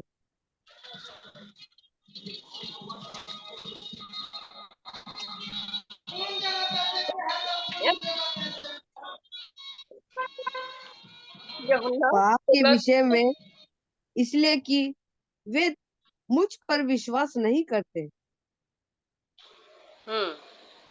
तो यहाँ पर क्या लिखा है, पाप के बारे में, इसलिए कि वे मुझ पर विश्वास नहीं करते। तो यहाँ पर पाप क्या है, सबसे बड़ा पाप यही है कि यीशु पर विश्वास न करना ही क्या है, एक बहुत बड़ा पाप पाप है। है ना। तो पाप के बारे में इसलिए कि यीशु पर विश्वास न करना ही पाप है। तो इंसान में क्या है, परमेश्वर ने क्या किया है, विश्वास को उसने, परमेश्वर ने जो है चुना है। क्यों? क्योंकि सब में क्या है, विश्वास पाया जाता है, सब में विश्वास पाया जाता है, चाहे वो क्रिश्चियन हो चाहे नॉन क्रिश्चियन हो, सब में क्या रहता है, विश्वास रहता है। और परमेश्वर ने हमारे जीवन में वो विश्वास को ही देखता है ना। यहाँ पर देखिए, वो जो अंधा व्यक्ति था, उसकी इच्छा क्या थी, जो बर्तुलमाई, क्या नाम है उसका, जो वो परमेश्वर मसीह जब पूछते हैं कि तुझे क्या चाहिए, तो वो क्या बोलता है, मुझे, मैं देखना चाहता हूँ, बोलता है ना वो। हम्म, कहाँ पर लिखा है, आपको मालूम है क्या?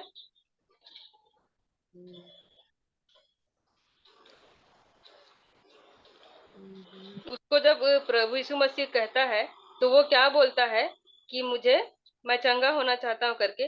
तब वो क्या बोलता है लास्ट में, जो बोलता है कि तेरे विश्वास ने तुझे चंगा चंगा किया, किया है। चंगा किया। वैसे ही वो सामरी स्त्री के बारे में भी जब वो बोलते हैं, तो सामरी स्त्री भी जब पश्चाताप करती है और उससे क्षमा मांगते रहती है, तब वहां पर वो क्या बोलते हैं कि तेरे विश्वास ने तुझे बचा लिया। तो यहाँ पर विश्वास से ही हो रहा है, सब काम हो रहा है ना। क्योंकि वो अंधा व्यक्ति क्या था कि मैं विश्वास, उसने क्या किया, मैं देखना चाहता हूँ बोला, और उसने क्या किया कि उसके विश्वास को देखा प्रभु यीशु मसीह ने, और उसको कहा कि तेरे विश्वास ने तुझे चंगा कर दिया है। वैसे ही उस सामरी स्त्री को भी उसने क्या किया कि तेरे विश्वास ने तुझे बचा लिया है ना। उसने विश्वास किया और उसके विश्वास ने उसे बचा लिया। तो दुनिया में सब लोग क्या करते हैं, विश्वास करते हैं। विश्वास करते हैं कि नहीं करते? दुनिया में सब लोग करते हैं। करते हैं। लेकिन फिर भी वो चंगे क्यों नहीं होते हैं? उनका पाप क्षमा क्यों नहीं होता है? विश्वास तो सब लोग करते हैं, लेकिन उनका क्यों नहीं होता है, बता सकते हैं? क्योंकि वो बुरी इच्छा से मानते हैं। हाँ, यहाँ पर यीशु जो है क्या बोल रहे हैं? यीशु ये नहीं बोल रहे थे कि तेरे विश्वास ने तुझे चंगा किया है। यीशु क्या बोल रहे थे कि तेरा विश्वास जो मुझ में है ना? वहां पर क्या बोल रहे हैं कि तेरा विश्वास जो मुझ में है उसने तुझे चंगा किया है। तेरा विश्वास मुझ में है, उसने तुझे क्षमा किया है। यदि हम प्रभु यीशु मसीह पर विश्वास करते हैं तो हम चंगाई को प्राप्त करेंगे, तो ही हमारा अपराध और पाप जो है क्या है, क्षमा होगा। क्योंकि उसको है, उस अंधे व्यक्ति को प्रभु यीशु मसीह ने क्या किया कि तेरे विश्वास ने तुझे चंगा किया, ऐसा नहीं कहा। उसने क्या कहा कि तेरा विश्वास जो मुझ में है, तो हमको क्या करना है? यीशु में विश्वास करना है। जो मुझ में है उसने क्या किया? तुझे चंगा किया करके। तो ये यीशु में विश्वास जो है हमारे लिए क्या है? इम्पोर्टेंट है। यदि हम किसी पत्थर के पास भी हम जा जाके गोल गोल भी घूमेंगे, या माथा भी टेकेंगे, सर भी फोड़ेंगे, या हम चारों धाम भी जाएंगे, तो हमको कुछ मिलने वाला है क्या? चंगाई मिलने वाला है क्या हम लोगों को? यदि हम कुछ भी जाएंगे नहीं। कि हाँ उस उस पेड़ के चारों तरफ भी हम घूमेंगे, हम 17 बार भी घूमेंगे, चाहे 50 बार भी घूमेंगे, तो क्या हमको हमको चंगाई मिलने वाला है? कि हमारे पास क्षमा हो सकते हैं क्या? नहीं नहीं। होगा, है ना? तो यहाँ पर हमको क्या करना है? यीशु मसीह पर विश्वास करना है, तभी हमको क्या होगा? हमारा पाप जो है क्षमा होगा। यहाँ पे लिखा है ना पाप के बारे में, इसलिए क्योंकि यीशु पर विश्वास न करना ही यहाँ पर क्या है? पाप है। तो हमको यीशु पर विश्वास करेंगे तो हम चंगाई को प्राप्त करेंगे। यीशु पर विश्वास करके हम क्षमा मांगेंगे तो हमारे पाप क्षमा होंगे। जिस प्रकार से उस सामरी स्त्री की जो है उसको क्या किया? तेरे विश्वास ने तुझे क्षमा कर दिया गया है करके उसको या बचा लिया है, ऐसा बोला प्रभु यीशु मसीह ने। अभी दूसरा देखेंगे धार्मिकता के बारे में, उसी के आगे देखिए 16 का 9 पढ़ चुके हैं, अभी 10 को देखते हैं। यूहन्ना 16 का 10। 16 का 10। और धार्मिकता के विषय में इसलिए कि मैं पिता के पास जाता हूँ और तुम मुझे फिर ना देखोगे। हाँ, तो यहाँ पर धार्मिकता के बारे में क्या बोल रहे हैं कि मैं पिता के पास जाता हूँ और तुम मुझे फिर ना देखोगे। ये जब क्या हुआ? जब प्रभु यीशु मसीह तीसरे दिन से जब मृतकों में से जब जी उठे, तब वहां पर क्या हो रहे थे? वहां पर वो की बात है, ये क्या बता रहे हैं कि मैं पिता के पास जाता हूँ करके, है ना? तो यहाँ पर उस दिन क्या हुआ? पवित्र बहुत ही यहाँ पर क्या थे, वो जो है मरियम जब जाती है वहां पर, तो वहां पर वो क्या करती है? उस दिन आते समय वो कहाँ जाते रहते हैं? वो अति पवित्र स्थान में वो अपने खुद के लहू को लेकर जाते रहते हैं प्रभु यीशु मसीह। तो इसलिए वो क्या बोलते हैं? मुझे तू हाथ मत लगा करके उसको बोलते हैं।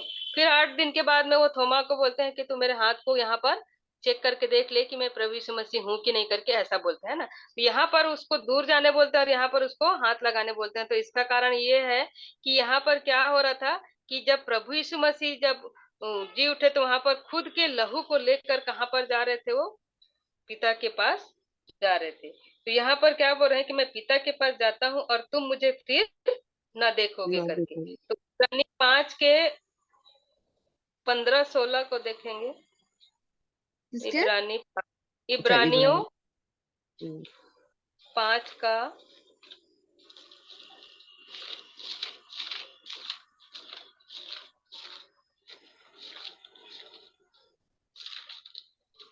इब्रानी 5 का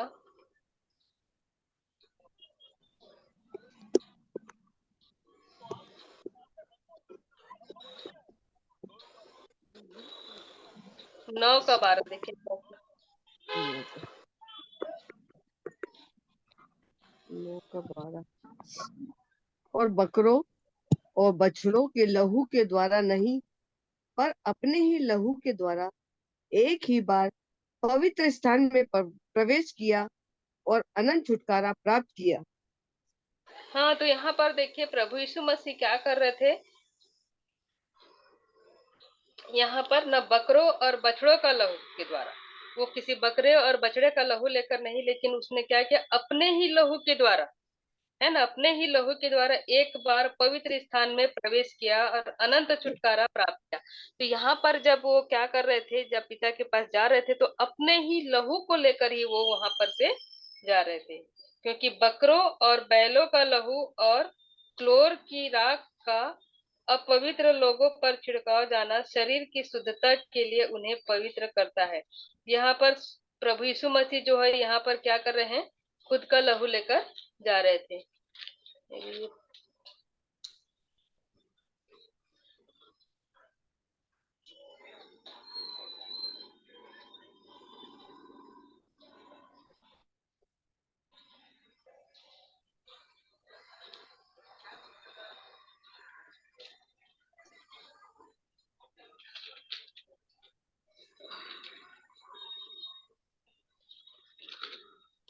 उसके बाद देखेंगे हम लोग न्याय के बारे में। न्याय के बारे में उसी में देखिए, यूहन्ना का हम लोग पढ़ रहे थे, यूहन्ना 16 का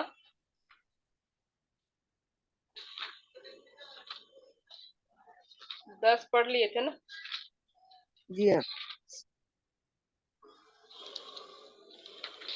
न्याय 11वां, न्याय के विषय में इसलिए कि संसार का सरदार दोषी ठहराया गया।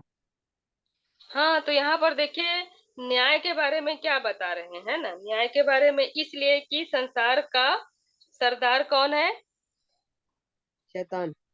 शैतान। तो ये शैतान जो है क्या हो गया है, दोषी ठहराया गया है।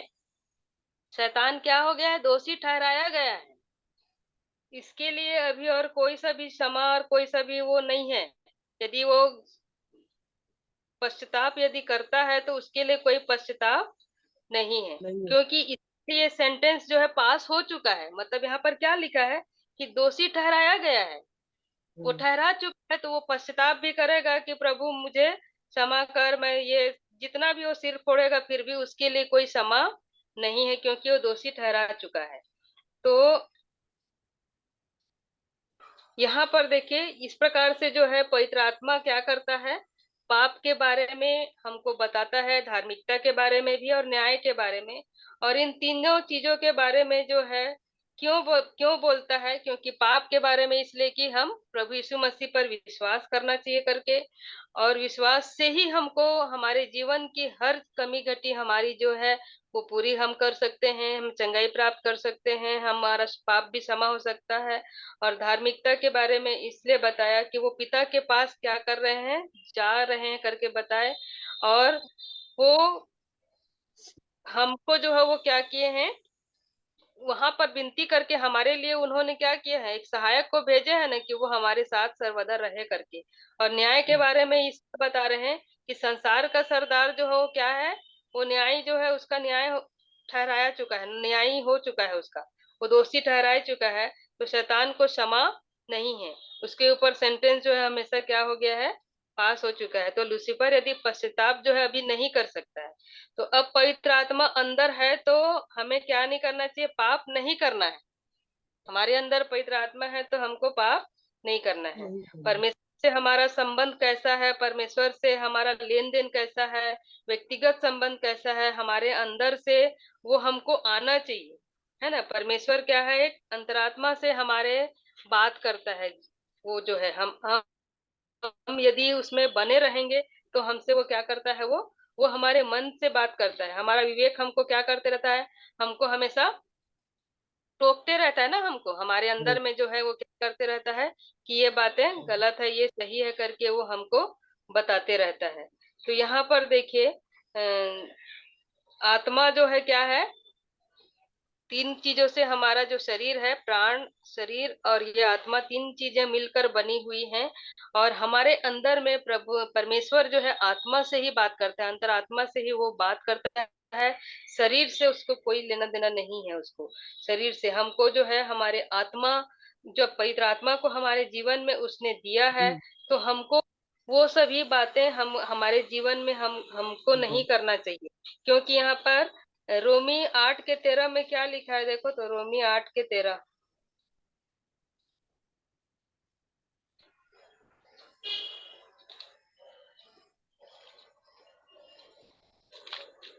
रोमी 8 उसका 13। क्योंकि यदि तुम शरीर के अनुसार दिन काटोगे तो मरोगे, और यदि आत्मा से देह की क्रियाओं को मारोगे तो जीवित रहोगे। हाँ, तो यहाँ पर साफ साफ लिखा है कि यदि हम लोग क्या करते हैं,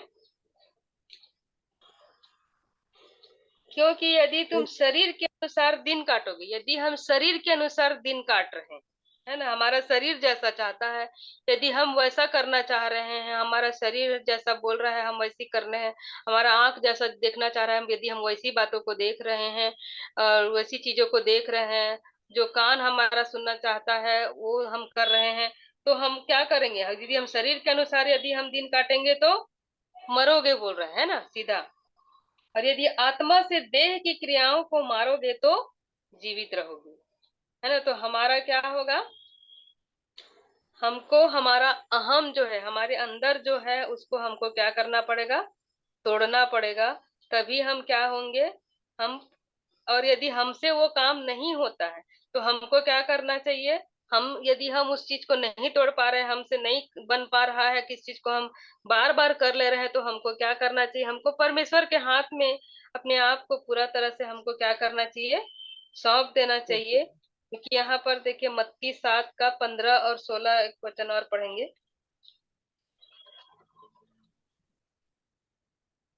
झूठे भविष्यवक्ताओं से सावधान रहो, जो भेड़ों के भेष में तुम्हारे पास आते हैं, परंतु अंतर में वे फाड़ने वाले भेड़िए हैं। उनके फलों से तुम उन्हें पहचान लोगे। क्या लोग झाड़ियों से अंगूर या ऊंट कटारों से अंजीर तोड़ते हैं? हाँ, यहाँ पर देखिए क्या बोल रहा है कि हमको देखिए, हम हमारे जीवन में जब पवित्र आत्मा है तो हमको क्या करना है? शरीर के कामों को हम लोगों को मारना है, तभी हम जीवित रहेंगे, है ना। और परमेश्वर के लिए हमको क्या करना है? आत्मा जो है, पवित्र आत्मा जो दिया है, उसको हमको शोकित नहीं करना है। और यदि कितने भी यहाँ पर आएंगे, झूठे भविष्यवक्ता भी आएंगे, उससे हमको सावधान रहना है। और जो भेड़ के भेष में भी आते हैं, तो हमको कैसे पहचानना है? कैसे पहचानना है बोल रहे हैं? यहाँ पर कैसे पहचानना है बोल रहा है, इसी वचन में है, बताइए तो, आंसर यहीं पर है। हम कैसे पहचानेंगे? झूठे भविष्यवक्ता आएंगे, भेड़ के रूप में आएंगे, तो हम उसको उनके कैसे फलों से, पहचानेंगे? उनके फलों उनके के द्वारा हम फलों, उन्हें पहचान। उनके फलों से ही हमको पहचानना है। हमको वो क्या कर रहे हैं उसके नहीं, उसके अंदर में वो फल है कि नहीं। कौन सा फल? आत्मा के फल। एक आत्मा के फल उनके अंदर में दिख रहे हैं कि नहीं, उसके अंदर में वो प्रेम है कि नहीं है, वो नम्रता है कि नहीं है, वो दीनता है कि नहीं है, वो उसमें संयमी है कि नहीं है, वो उसमें जो धीरज है कि नहीं है। उसके फलों से हमको क्या करना है? उनको हमको पहचानना है कि वो सच में परमेश्वर के लोग हैं कि नहीं है, वो सच में परमेश्वर के भविष्यवक्ता हैं कि नहीं है। इस बात को हमको कैसे पहचानना है? उनके फलों से हमको पहचानना है। तो सचमुच में परमेश्वर जो है हमको इन अद्भुत वचनों से, जो हमारे जीवन में जो अपनी आत्मा को जब दिया है, तो हमको सच में, चाहे कैसे भी लोग हमारे जीवन में आए, कैसे भी भेष में आए, हमको उनके फलों को देखना है कि सच में उनका उठना बैठना कैसा है, उनकी बातें कैसी है, उनके चाल चलन कैसे हैं, उनके स्वभाव कैसे हैं, उनमें वो फल हमको दिख रहा है कि नहीं दिख रहा है। इन बातों को हम लोगों को देखना जरूरी है। तो परमेश्वर करे इस वचन के माध्यम से जो है, आज हम लोगों को अपने आत्मा को, जो पवित्र आत्मा परमेश्वर ने हमको दिए हैं, उसको हमको क्या नहीं करना है? शोकित नहीं करना है। क्योंकि पवित्र नहीं करना। आत्मा जो है हम पाप के बारे में, धार्मिकता के बारे में और न्याय के बारे में भी वो अच्छी तरह से बता रहा है कि वो क्या करने वाला है। न्याय के समय में भी वो बोलेगा कि मैं तुमको पहचानता ही नहीं, मैं तो जानता ही नहीं हूँ, बोलेगा। तो हम क्या करेंगे? और हम यदि बार बार पाप कर रहे हैं तो उसके लिए भी क्षमा नहीं है, इस बात को आज हम सीखे हैं। और यदि हम पिता पुत्र के बारे में यदि हम कुछ कह रहे हैं तो उसके लिए क्षमा है, पिता के बारे में भी कह रहे हैं तो भी है। लेकिन पवित्र आत्मा के बारे में यदि हम कुछ कहते हैं तो उसके लिए कोई भी क्षमा नहीं है, कोई भी बलिदान बाकी नहीं है। यदि हम लोग ऐसा करते हैं तो हमको क्या होगा? उसका न्याय तो हमारे लिए रखा हुआ है। परमेश्वर क्या करता है वचन जो है हर बातों को हमारे जीवन में दिखा रहा है। इसलिए हमको क्या करना है, पवित्र आत्मा को हमको शोकित नहीं करना है, क्योंकि वो अंदर ही अंदर व्याकुल हो जाता है और वो जो है शोकित होता है। इसलिए हमको जो है शोकित कभी भी नहीं करना चाहिए। तो इस वचन के द्वारा आप सब आशीर्वादित होंगे, ये मुझे विश्वास है। और यदि आप और भी कुछ बताना चाहते हैं या बोलना चाहते हैं तो आप अभी आप लोगों को अवसर है।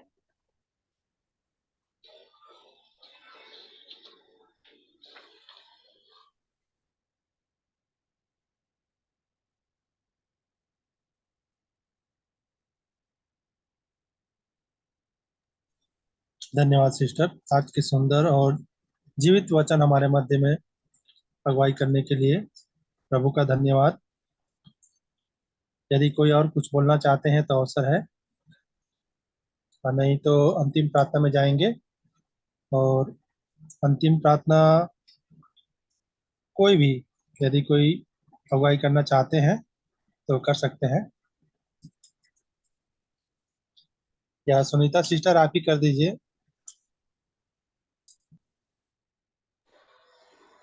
आइए हम लोग प्रार्थना में जाएंगे। धन्यवाद, धन्यवाद जीवित अनुग्रहकारी दयालु प्रेमी पिता परमेश्वर, उद्धारकर्ता मुक्तिदाता प्रभु यीशु मसीह के पवित्र और मीठे नाम से हम आपके चरणों के निकट में आते हैं। आपको हम हृदय से धन्यवाद और धन्यवाद देते हैं पिता, आज के सुंदर दिन के लिए। प्रभु जी, हम प्रत्येक के जीवन में आपने इस नए दिन को जोड़ा है। सुबह से लेकर अभी तक हर बातों में आपने हमारी सहायता मदद अगुवाई की है। और इस छोटे से झुंड में बैठकर प्रभु जी जो भी वचन आप हमसे बोले हैं, बातचीत किए हैं, आप प्रभु जी अपनी आत्मा के बारे में आपने बताया है प्यारे प्रभु जी कि किस प्रकार से आपने मनुष्य को बनाया और अपनी सांस को फूंककर उसमें आपने प्रभु जी एक इंसान का आत्मा उसमें दिया। और आप प्रभु जी आपने कहा है कि हमारा जो शरीर है परमेश्वर का मंदिर है प्रभु जी, सचमुच में आप उसमें रहना चाहते हैं प्रभु जी। इसलिए जब प्रभु जी हम अपने गलतियों को, पाप अपराधों को जब हम मानते हैं तो आप प्रभु जी हमें उसी दिन ही अपने पवित्र आत्मा को हमारे जीवन में आप दे देते हैं प्यारे पिता, और वो सर्वदा के लिए हमें दे दिए हैं पिता। इसलिए प्यारे प्रभु जी हमारे अंदर वो रहता है पिता, और जब हम कोई भी गलत काम करते हैं तो वो अंदर ही अंदर व्याकुल और शोकित होता है प्यारे प्रभु जी। इसलिए होने दीजिए पिता कि हम पवित्र आत्मा को शोकित करने वाले ना हो पिता, क्योंकि पवित्र आत्मा हमें पाप के बारे में भी बताता है, धार्मिकता के बारे में भी बताता है प्यारे प्रभु जी कि यदि हम पाप कर भी लेते हैं तो यीशु के लहू से हम शुद्ध हो सकते हैं प्यारे प्रभु जी। लेकिन वो न्याय के बारे में ही बोलता है, यदि हम बार बार उसी गलतियों को हम करते हैं तो उसके लिए कोई क्षमा, कोई बलिदान नहीं है प्यारे प्रभु जी। इस बात को भी कहा है प्यारे प्रभु जी।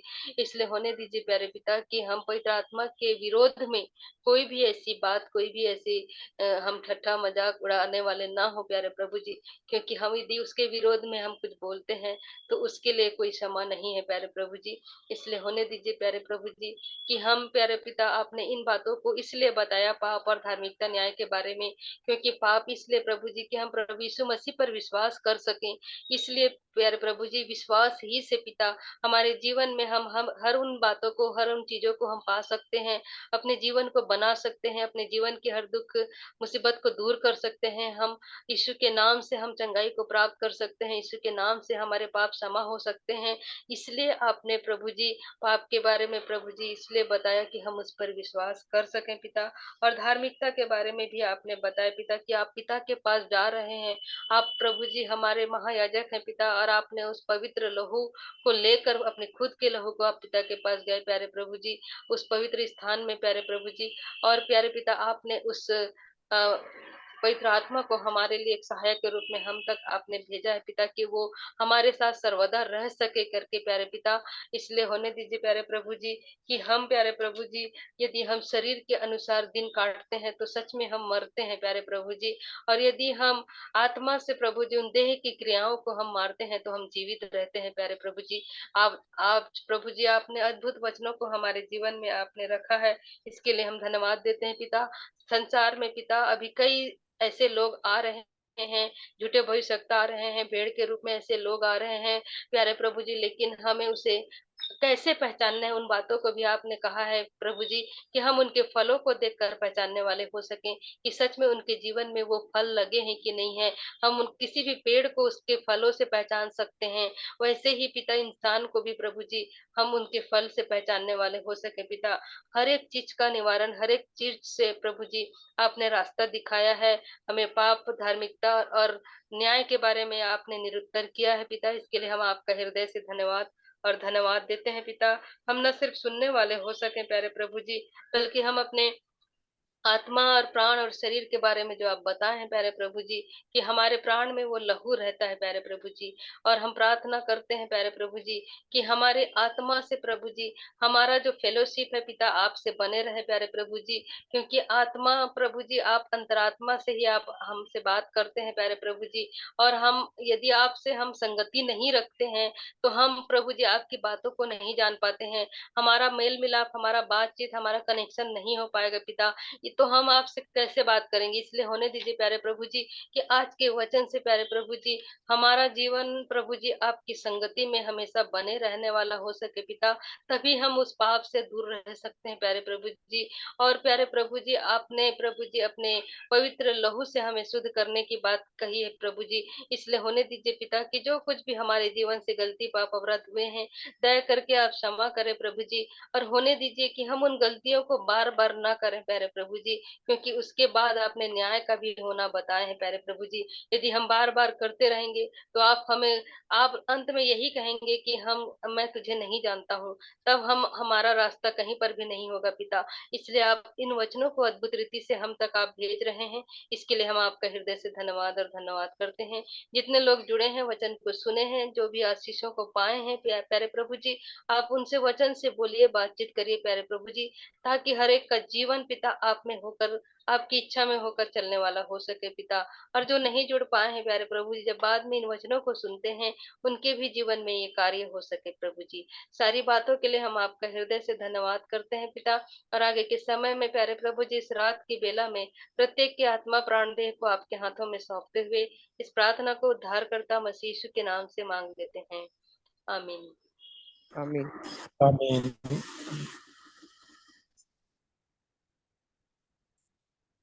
धन्यवाद सिस्टर जी। आप सभी को शालोम, जय मसीह की। शालोम, शालोम, जय सभी को जय मसीह की। कल हम फिर प्रभु की दया अनुग्रह में 7 बजे से मिलेंगे। 7 बजे प्रार्थना का समय रहेगा। उसके बाद 7:30 से गवाही या स्तुति गीत, उसके बाद हम वचन के भाग में जाएंगे। तब तक के लिए सभी को शालोम, जय मसीह की। Good night. मसीह। मीटिंग करते हैं हम। जी।